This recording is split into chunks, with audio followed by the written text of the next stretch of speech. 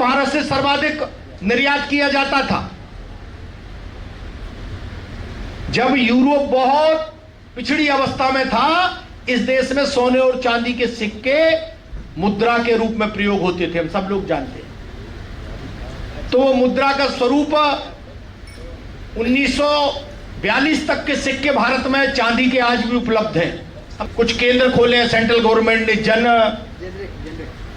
Genetic दवाओं की, उनमें हम जाते तो पता लगता है कि बाजार की दवाई का 100 रुपए मूल्य वो वहां 12 रुपए में मिल रही है, 18 रुपए में मिल रही। कैसे मिल रही? अनियंत्रित लाभ की कामना वहां नहीं है। एक तोला अब हम 10 ग्राम को मानने लगे। तोले की यदि हम परिभाषा पढ़ेंगे तो 11 ग्राम 664 मिलीग्राम को एक तोला कहते हैं। और आज भी भारत की टकसाल में बने 42 और उसके पूर्व के चांदी के सिक्के आप उठाकर कभी भी तोल लेंगे, यदि उनमें घर्षण होकर घिसाव नहीं हुआ है तो वो 11 ग्राम 664 मिलीग्राम का हर सिक्का निकलेगा। हम एक बदलते युग के साक्षी बन रहे हैं। जब प्रातःकाल आता है तो सूर्य की लालिमा बाद में आती है, आकाश का रंग बदलता है। तो ये अभी आकाश के रंग बदलने का परिदृश्य है, लेकिन जब सूर्योदय होगा, विषय का प्रतिपादन एक परिपक्व स्वरूप में जब आएगा, तब निश्चित हम अपने उस गौरव को जो भारतीय ज्ञान परंपरा में विद्यमान है अपने पाठ्यक्रमों में अध्ययन अध्यापन में ले पाएंगे। आज हम यदि संकाय की बात करें तो कला संकाय और विज्ञान संकाय के जो विषय हैं वो स्वतंत्र रहते हैं। वाणिज्य संकाय एक ऐसा विषय है, जैसा सर ने बताया अभी 9 विषय है इसमें, और बहुत अलग बाइफरकेशन नहीं है कि यह केवल टीचर अकाउंट पढ़ाएंगे या अकाउंट को ही पाठ्यक्रम में स्थान लेंगे, या ये स्टैटिस्टिक्स में लेंगे, या ये ऑडिटिंग में लेंगे, या ये इकोनॉमिक्स या मैनेजमेंट में लेंगे। सामान्यतः वाणिज्य का अध्यापक शिक्षक सारे विषयों को पढ़ाता है। हाँ, सालों साल एक ही विषय पढ़ाने का अभ्यास आने पर हम अलिखित रूप से अपने विषय के प्रवक्ता बन जाते हैं। तो कल हम जब बैठेंगे विषयवार, तब हम अपने विषय में कैसे क्या जोड़ें, इसका चिंतन लेकर निश्चित आप आए होंगे। और जैसा अभी आदरणीय वर्मा जी ने बताया कि हम एडम स्मिथ के पीछे भी जाएं,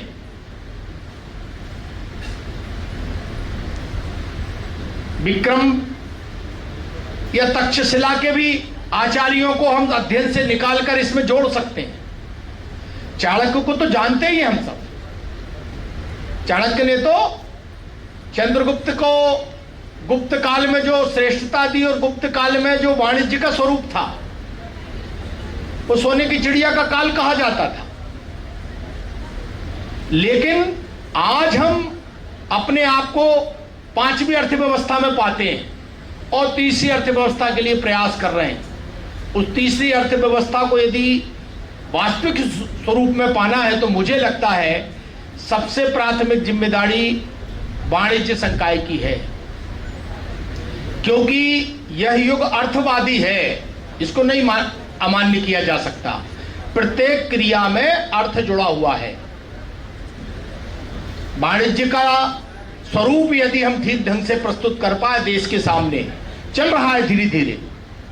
जैसे आज हम 5वीं अर्थव्यवस्था की बात कर रहे हैं, आदरणीय कुलाधिपति जी ने एक विषय छुआ था कि क्या आवश्यकता है हमको सुरक्षा के लिए 1 लाख करोड़ रुपए व्यय करने की, वाणिज्य और अन्य में व्यय करना चाहिए। वो अपनी जगह कह सही रहे हैं, लेकिन वैश्विक परिदृश्य कैसा है? युद्ध की विभीषिकाओं में हम शक्तिशाली राष्ट्र हैं। इसके लिए अपने आप को मजबूत करने की आवश्यकता है। लेकिन एक प्रयोग देश ने किया है। क्या किया है? जिनने उस क्षेत्र का थोड़ा अध्ययन किया होगा उनके ध्यान में आया होगा, भारत ने सामरिक महत्व के संयंत्रों का और यंत्रों का निर्माण प्रारंभ करके एक बड़ी वैश्विक स्तर पर आय का स्रोत बना लिया है। इसको समझने की आवश्यकता है। और जो काम रूस और अमेरिका जैसे राष्ट्र आज विश्व में विविध प्रकार के शस्त्र और शस्त्रास्त्र बेचकर अपनी आय बढ़ाते थे, भारत ने भी प्रारंभ कर दिया है। तो हमको आवश्यकता आने वाले समय में वैश्विक स्तर के सारे सेक्टरों में कैसे हम अपने व्यापार को बढ़ाएं, ये ज्ञान हमारे विद्यार्थियों को कैसे हो।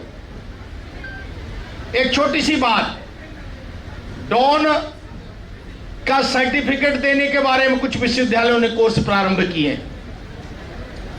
भारत के आने वाले समय के वैश्विक परिदृश्य में और भारत के कृषि प्रधान अर्थव्यवस्था के स्वरूप में हम विचार कर सकते हैं क्या कि कृषि में डॉन का उपयोग करके आज हम जो कृषि यंत्रों पर बहुत बड़ी पूंजी हमारा किसान लगाता है उसको रोक सकते हैं, उसको पाठ्यक्रम में हम कैसे जोड़ सकते हैं, इस पे हमने विचार करना चाहिए। उसके व्यापार क्रम को, विनिर्माण क्षेत्र में डॉन की सारी मशीनरीज को, उसके निर्माण से संबंधित ज्ञान को, इसको समझने के लिए हमको विचार करना पड़ेगा, तो निष्कर्ष निकल के आएगा। इसलिए हमको जो विषय मिल रहा है वाणिज्य के लिए अंतर्गत, आने वाले समय में सामरिक महत्व का, भारत की भौगोलिक परिस्थिति में कृषि और पर्यावरणीय रचना का, ऐतिहासिक काल में हम जब जाते हैं तो क्या दिखाई देता है, सोने की चिड़िया कहलाने वाला यह देश विदेशों में सर्वाधिक मात्रा में क्या भेजता था, तो रत्न भेजता था। और रत्न कहां से प्राप्त करता था, भारत की भौगोलिक सीमा 3 क्षेत्रों में समुद्र से जुड़ी है। मोती और अन्य रत्न सर्वाधिक यदि विश्व में कहीं पैदा होते थे और विक्रय के लिए उपयोग किए जाते थे ईसा पूर्व से, तो वो भारत था। लेकिन आज यदि हम मोती के व्यापार के बारे में देखते हैं तो हम 8वें और 9वें नंबर पर आ गए। उसको कैसे हम प्रथम नंबर पर ला सकते हैं। किराना भारत से सर्वाधिक निर्यात किया जाता था। जब यूरोप बहुत पिछड़ी अवस्था में था, इस देश में सोने और चांदी के सिक्के मुद्रा के रूप में प्रयोग होते थे, हम सब लोग जानते हैं।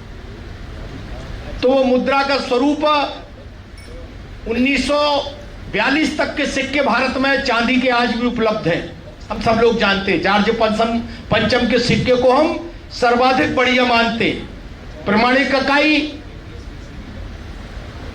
1 तोला अब हम 10 ग्राम को मानने लगे। तोले की यदि हम परिभाषा पढ़ेंगे तो 11 ग्राम 664 मिलीग्राम को 1 तोला कहते हैं। और आज भी भारत की टकसाल में बने 42 और उसके पूर्व के चांदी के सिक्के आप उठाकर कभी भी तोल लेंगे, यदि उनमें घर्षण होकर घिसाव नहीं हुआ है तो वो 11 ग्राम 664 मिलीग्राम का हर सिक्का निकलेगा। वो तकनीक कहां गई हमारी। हम आज टेलीस्कोप के माध्यम से नए नए तारों की गणना को तो खूब जान रहे हैं।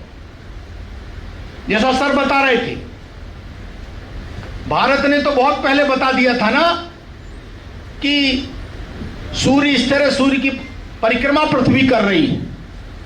कई तारों के बारे में बता दिया था, सप्तऋषियों की गणना बता दी थी। आज भी भारत के बहुत से भौगोलिक क्षेत्र ऐसे हैं जहां सप्तऋषियों का आकाश संरचना से सीधा पृथ्वी से जुड़ाव है। कभी कोई आप टीवी पर कार्यक्रम देखते होंगे तो ये सब चीजें आपको देखने को मिल रही होंगी। इनको हम कैसे व्यवहारिक जीवन में विद्यार्थी के ज्ञानार्जन से, उसकी शिक्षा और रोजगार से जोड़ सके, इसके लिए अपनी ये कार्यशाला है। इस पे हमको विचार करना पड़ेगा। सामुद्रिक व्यापार हमारा आज हम विचार करने लगे हैं। ठीक है, भौगोलिक आधार पर परिवर्तन हो रहा है तो नदियों के जल का स्तर भी कुछ घट बढ़ रहा है, लेकिन आज भी सबसे सस्ता परिवहन यदि आप कहीं ढूंढने जाएंगे तो वो जल परिवहन है। उस जल परिवहन को व्यापार रचना से हम कैसे जोड़ सकते हैं? क्या भारत अपने उन राष्ट्रों से जो समुद्री मार्ग से और ले जा सकते हैं, उस मार्ग के लिए ठीक प्रकार की व्यापारिक संरचना निर्माण और संसाधनों के डेवलपमेंट के बारे में विचार कर सकता है क्या? क्योंकि जो समुद्री सीमा से जुड़े हमारे स्टेट हैं वो इन सबको जानते हैं। आप विभिन्न विद्वानों के आलेखों को पढ़ेंगे तो आपको पता लगेगा कि समुद्री व्यापार, भारत का 60% व्यापार ईसा पूर्व समुद्री मार्ग से होता था। 1000 सन तक हम विश्व की 38% और निर्यात की क्षमता वाले राष्ट्र थे। आज जब हम 7.1 और 2 की विकास ग्रोथ को पकड़ के दम्भ के साथ कह रहे हैं कि तीसरी अर्थव्यवस्था बना लेंगे, कोई कठिन काम नहीं है। परंतु उसमें एक बात जो महत्वपूर्ण है, जो मैं सोचता हूं, सर ने भी उसको छुआ था, वर्मा जी ने, हमारा व्यापार कैसा होना चाहिए? ईमानदारी का और निष्ठा का और प्रामाणिकता का होना चाहिए। 11वीं शताब्दी तक भारत के निर्यात की एक भी वस्तु में वैश्विक व्यापार में कभी कोई दोष नहीं ढूंढ पाया। उसके नकलीपन पर, उसकी बेईमानी पर चर्चा नहीं कर पाया। वो भारत का माल है, क्वालिटी है, ऐसा स्वाभाविक विश्वास होता था। विज्ञापन में कहा जाता है ना, रेड चीप है तो लेदर है। इसको समझने की आवश्यकता है। क्या हमारे प्रोडक्ट इतनी गुणवत्ता के साथ और ईमानदारी के साथ होंगे? उनकी मूल्य संरचना भी उचित लाभ के साथ होगी क्या? आज हम देखते हैं एशियाटिक देशों का मेडिकल मार्केट बन रहा है भारत, लेकिन मेडिकल प्रोडक्ट के जो मूल्य है दवाइयों के, वो अभी भी बहुत उच्च वचन में है। सरकार ने कुछ केंद्र खोले हैं, सेंट्रल गवर्नमेंट ने जेनेटिक दवाओं की। उनमें हम जाते तो पता लगता है कि बाजार की दवाई का 100 रुपए मूल्य, वो वहां 12 रुपए में मिल रही है, 18 रुपए में मिल रही। कैसे मिल रही? अनियंत्रित लाभ की कामना वहां नहीं है। तो भारत के कुछ सेक्टरों में क्या हम वाणिज्य की रचना में ऐसे कुछ चीजों को बारे में विचार कर सकते हैं क्या, जिनको प्राथमिक रूप से कोई 10 प्रोडक्ट वैश्विक स्तर पर भारत इनको प्रपोज करेगा, लेकिन उनकी क्वालिटी और क्वांटिटी और मूल्य सब पर एक नियंत्रित सुनियोजित रचना निर्माण होगी। पाठ्यक्रम में हम इसको कैसे जोड़ सकते हैं? वाणिज्य का विद्यार्थी, आप यदि ईमानदारी से शोध करेंगे तो वाणिज्य पढ़ने वाला विद्यार्थी आज भी अन्य संकायों के मुकाबले ज्यादा रोजगार मूलक है। क्यों? क्योंकि वाणिज्य विषय ही ऐसा है, वो कहीं ना कहीं अपना रोजगार क्रम बना लेता है।